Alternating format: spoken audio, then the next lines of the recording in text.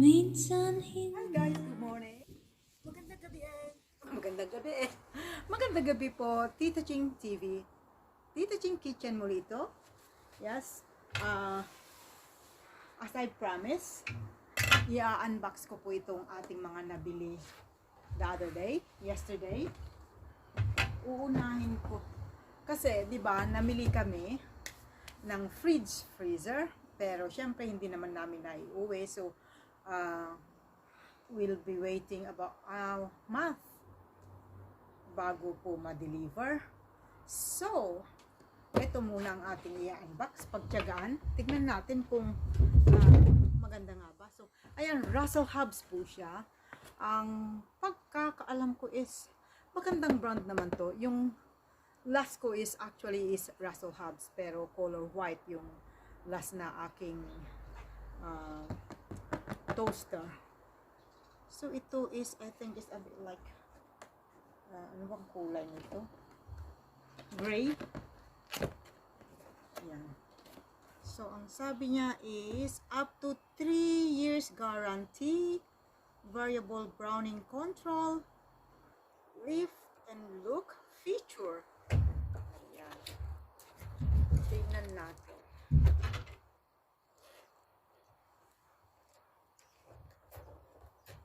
Stainless steel brush finish. Yan. So, mayroon din po siyang manual. Okay, so you need to register online for an extra year guarantee. Ayan.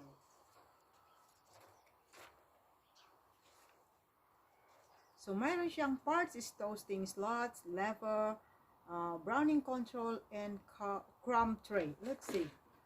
And before using for the first time, set the browning level to maximum. Operate the appliance empty to cure the new elements. Oh, ganun pala yun. Hindi ko binabasa dati eh. And this may smell a bit, but it's nothing to worry about. Ensure the room is well ventilated. Ayan. Okay. Oh. Mayroon din siyang wine voucher. Virgin wines to our UK Ireland customers. Thank you for purchasing this product. Here's 50 to 50 pounds or 60 euros to spend with our friends at Virgin Wines. UK customers claim your 50 pounds wine voucher now at, oh, I'll do that. 50 pounds wine. Not too bad. We'll collect that one.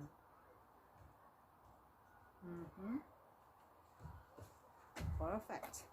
May wine pang para sa birthday ko. Oh, di ba? Right. Okay. Oh,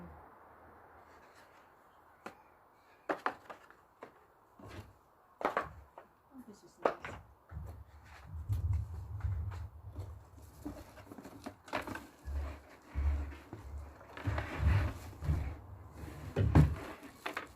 Okay. Nice. Natanggal ang kanyang takip. Okay. So, mayan may balot. Ayan. Okay. So, ito guys ang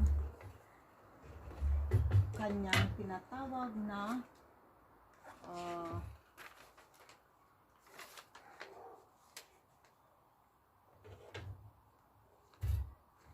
okay, this is the browning control, meaning kung gusto mong ito, mayroon siyang 1, 2, 3, 4, 5, 6.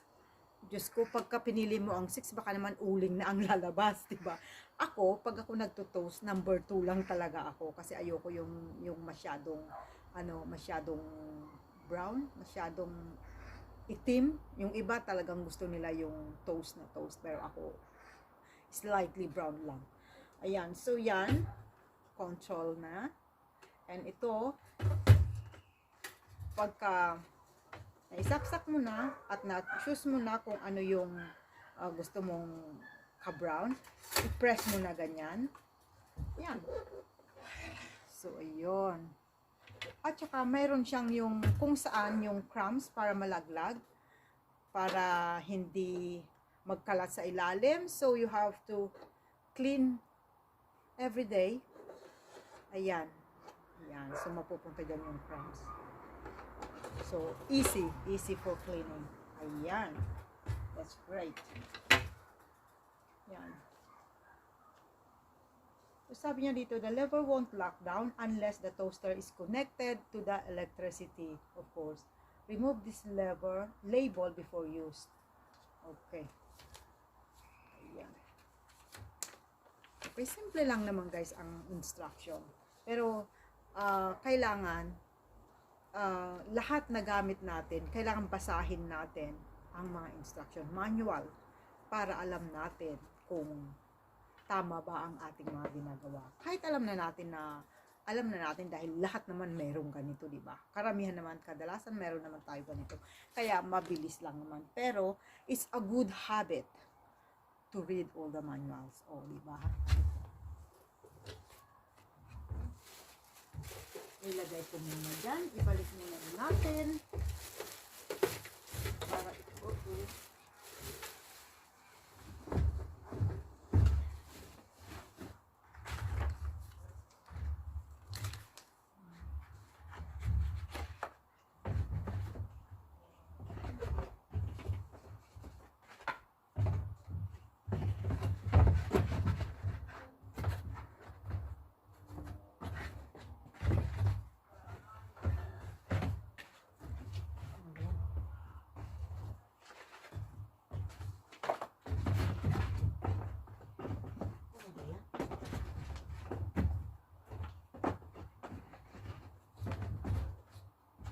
Ayan. Alam mo ba, ang hirap. Kaya mong ilabas, pero hindi mo na maibalik yung tama. Ewan. Anyway, so ito naman yung ating kettle. And again, still a Russell Hobbs. Stainless steel kettle. So pareho sila ng kulay, syempre. And this one, rapid boil zone. Okay, with 1, 2, 3 cup markings, ideal for faster boiling options. Pero alam nyo guys, pag kayo nagpapakulo ng tubig sa kettle, para makatipid ng kuryente, kung gaano lang kadami yung gusto mo, halimbawa, mag-isa ka lang, or dalawa lang kayo na magkakape, huwag mo nang punuin up to the top, up to 1 liter. Lagyan mo lang ng kung gaano kadami yung kailangan mo. So, mga 2 to 3 cups lang. Kasi, yun lang ang kailangan mo para makatipid sa kuryente. O, diba?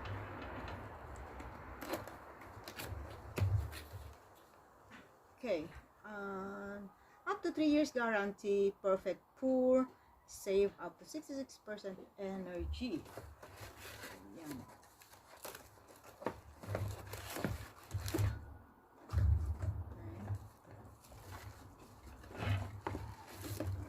Ayan. So, cordless, yeah, wireless. Ayan.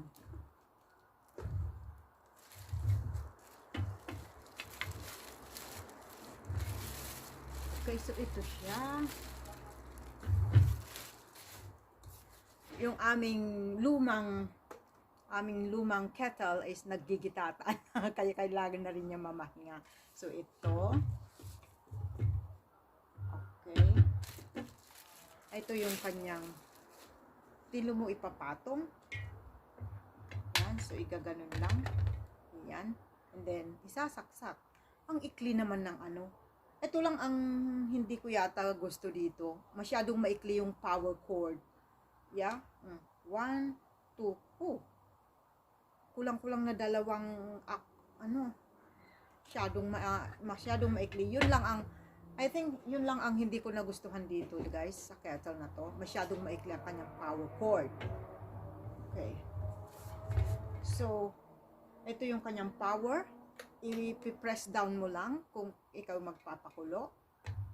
Ayan, titignan natin. Okay, ayan. Yan lang. So, mayroon diyang strainer doon, which para ayan, may strainer. So, ipo-boost lang ganyan, ayan.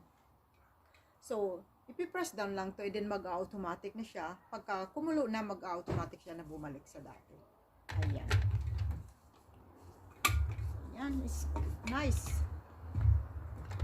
I'm glad that I bought. Yes, it looks okay, guys. Fine. As I have said, no, I'll take it back. Mayroon pala dito sa loob pala, guys, is pwede mong pahabain. Ayun. Sorry. Ayan. So, humaba siya. So, ang kaigihan naman, kung malapit ka lang naman sa iyong socket, pasaksakan, pwede mo yung i-curl para hindi, I think mas gusto ko yung i-curl konti para hindi na nakatihaya. Ayan. Ayun. Ayun naman pala eh. So, ang inaantay ko na lang na dumating, guys, is yung aking air fryer at saka yung aking freezer. Ayan. Ayun. Sandali. Dapat ayun.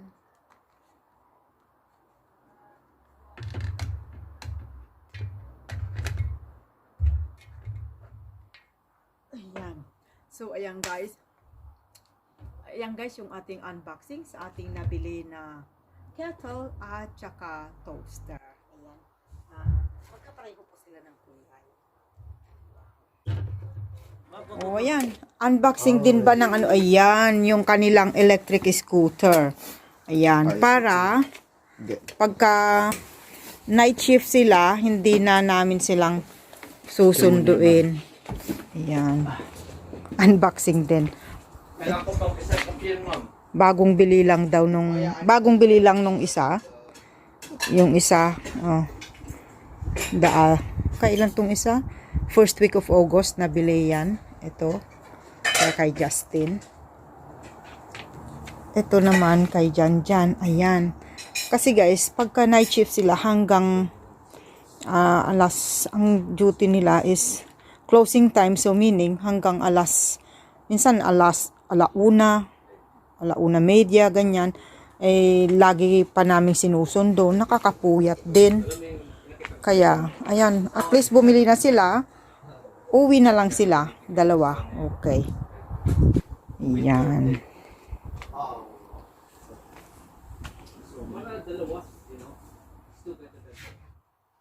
Maraming salamat sa inyong panonood, guys.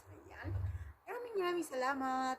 And papasukin na natin ang ating mga channel members. Pasok! Please connect and support my channel members. Thank you!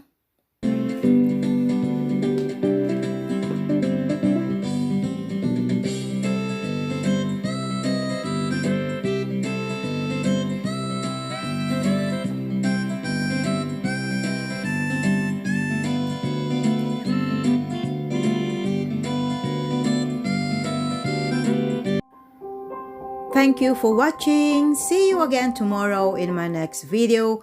Keep safe, everyone. Bye.